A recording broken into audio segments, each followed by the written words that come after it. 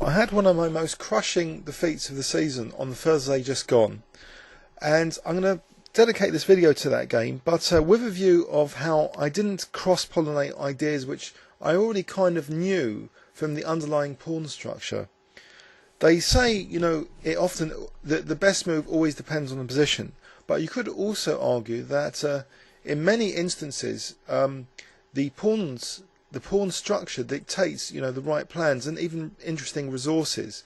And there's a whole theory of cross-pollination which Watson talks about when he's doing an overview of concepts of openings. And I'm going to show you first the Sicilian Sveshnikov, which is something I used to play as black. We'll flip the board, so knight c6, and before this bishop b5 annoying move, a lot of people were playing d4.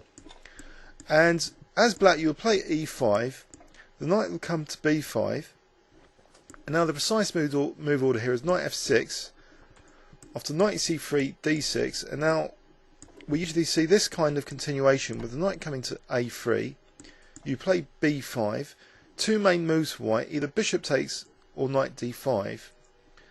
Let's say bishop takes, now knight d5, and now c3, and let's say knight c2. Now often white is rerouting that knight to e3 and to support the other one on d5. In fact, by the way, after f5, you know, maybe, you know, e takes f5, bishop takes,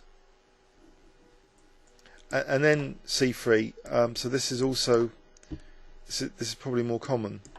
So once the knight reroutes, and white, you know, has a strong grip on d5. So where is the cross-pollination to this recent game I lost? Well, first of all, let's examine the pawn structure here. There's a backward pawn on d6, which means, you know, black is less able to contest that d5 square. So this pawn on e5, it doesn't help controlling d5. There's no c pawn, so that doesn't help controlling d5. So we've lost two potential controllers of the d5 square. Now let's take a completely different opening and try and cross-pollinate some ideas here. Because also look, if that bishop was exchanged off, the light square bishop, white's grip on d5 would be even stronger. So in many variations of the Sveshnikov, white's aiming to swap off this bishop for this bishop. So to really get an entrenched knight on d5. So we're now going to go to the start position. Instead of e4, we're going to flip the board and look at my game then from Thursday. So it was a King's Indian defence, and you think maybe this is completely irrelevant, but look, white's played e4 and c4, so potentially d4 is weak. So after e4, d6, now knight f3, and we go into this King's Indian, where my opponent played knight a6.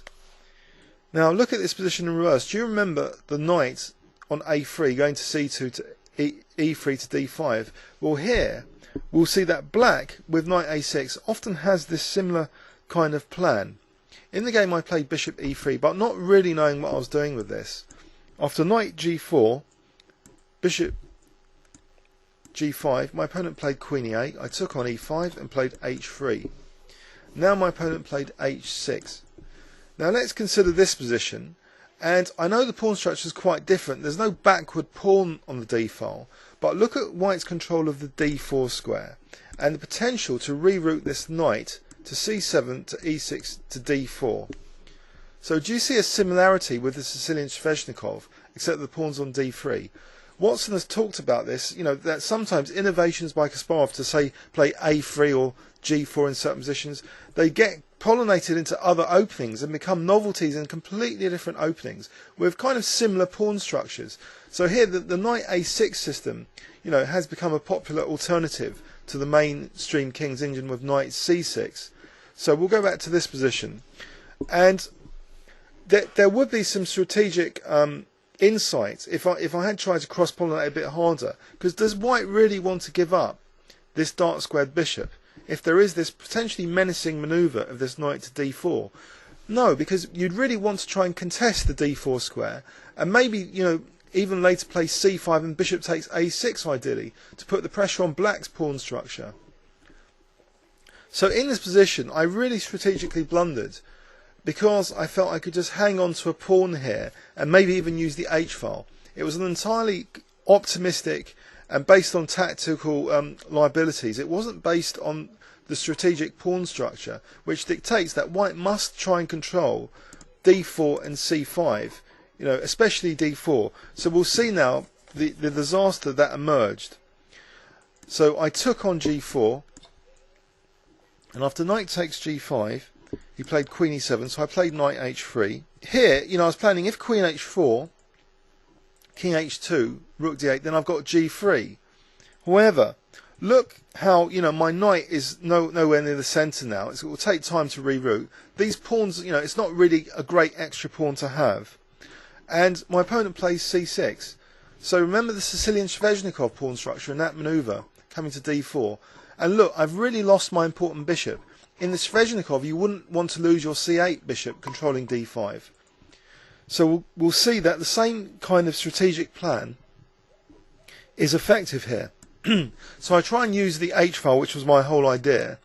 But really, it's messing around with tactical liabilities, in particular king safety, at the expense of something more fundamental in the position, the weakness of the d4 square. Because once my opponent puts pressure on this d file and establishes a knight on d4, my pieces are going to be really passive. And the H file compensation is in no comparison to this now. Look at my very passive bishop. He plays now simply a6, preparing b5. And I completely loosen my position now. But I am already under great pressure positioning, because there's also threats of queen b4 in some variations, as well as just b5, and making my position even more passive. So I lash out with f4, but my position gets loosened. And my opponent, by the way, who's Perkins, he used to be, very, very strong, 200 for many years, and I think over 2350 FIDE.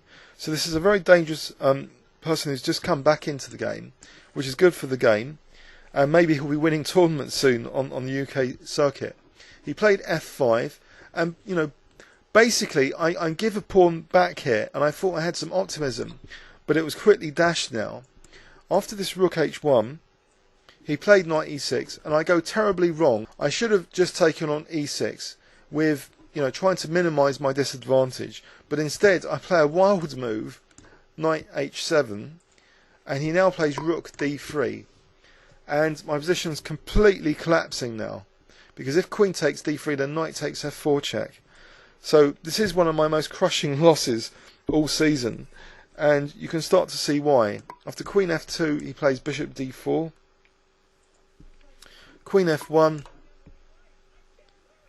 and he takes on c3, and in desperation I play e5, hoping he'd do something with the bishop, so I can play knight f6. But he just immediately wrecked my f4 and e5 pawns. He just played knight takes f4, I took, and my position's a complete wreck here. After queen takes, bishop takes e5, queen h6, look at my king safety. So queen h6, he plays rook g3 check.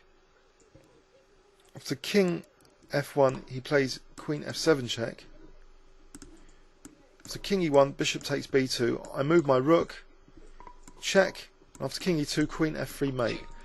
My most crushing defeat all season. And I was positionally crushed. If we go back and look at this game, you'll see, I really let the d4 square control go completely, just trying to win a pawn, and also the knight was no good really on h3. So basically tactical concerns were totally outweighed by getting crunched positionally with the knight rerouting to d4. And this is a common issue in the Sveshnikov if you're weakening the d5 square, and there's similar kind of knight manoeuvring to that central square. So in the passive position I made my position even worse with this adventurous knight h7. So was quite badly crushed here. I hope my next few games I'm not so crushed, and and maybe it's good to play a variety of different opponents at different strengths, to have the confidence sometimes of not being demolished. Anyway, I hope you saw the cross-pollination possibilities there in terms of the pawn structure, and the saying, it all depends on the position. I think one could argue that the pawns being the soul of chess, which is what Philidor said, he's basically saying that often it does depend on the pawn structure. What, plans positionally, like knight maneuvers, also what, interesting resources they might apply to similar pawn structures. So look out for some cross-pollination, possibilities in your own games, both tactically and strategically. I hope there's something of insight there. Please leave any comments on YouTube. Thanks very much.